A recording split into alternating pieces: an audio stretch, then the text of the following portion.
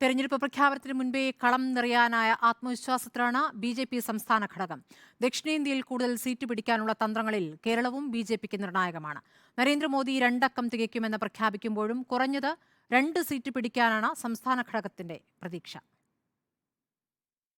400-ലധികം സീറ്റുകളെന്ന മോദിയുടെ സ്വപ്ന സാക്ഷാത്കാരത്തിന് തെക്കേ ഇന്ത്യയിലെ 130 സീറ്റുകൾ ബി.ജെ.പിക്ക് നിർണായകമാണ്. കഴിഞ്ഞ തവണ 29 സീറ്റുകൾ മാത്രമാണ് ദക്ഷിണേന്ത്യയിൽ ബി.ജെ.പി നേടിയത്.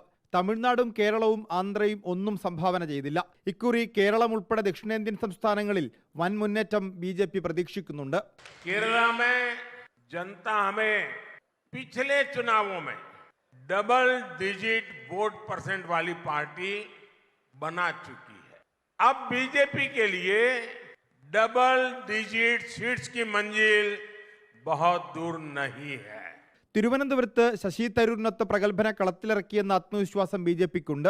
ആറ്റിങ്ങലിൽ വളരെ നേരത്തെ കളത്തിലിറങ്ങിയ കേന്ദ്രമന്ത്രി വി മുരളീധരനും തൃശൂരിലെ സുരേഷ് ഗോപിയും വിരിയുന്ന മുകളങ്ങളാണെന്ന് പാർട്ടി കണക്കുകൂട്ടുന്നു. പത്തനംതിട്ടയും പാലക്കാടും പോരാട്ടം ജയമുറപ്പിച്ചാണ്. സ്ഥാനാർത്ഥി മികവ് കൊണ്ട് ആലപ്പുഴയിലും കോഴിക്കോട്ടും വൻ മുന്നേറ്റമാണ് ബി.ജെ.പി പ്രതീക്ഷിക്കുന്നത്. കോട്ടയത്ത് തുഷാർ വെള്ളാപ്പള്ളിയുടെ സാന്നിധ്യം സംസ്ഥാന വ്യാപകമായി ഈഴവ വോട്ടുകളെ സ്വാധീനിക്കും. പി.സി. ജോർജും പത്മജ വേണുഗോപാലും താരപ്രചാരകരാവുന്നതോടെ മത്സരം കൊഴുക്കും. ബി.എസ്. രഞ്ജിത്ത്, റിപ്പോർട്ടർ, കോഴിക്കോട്.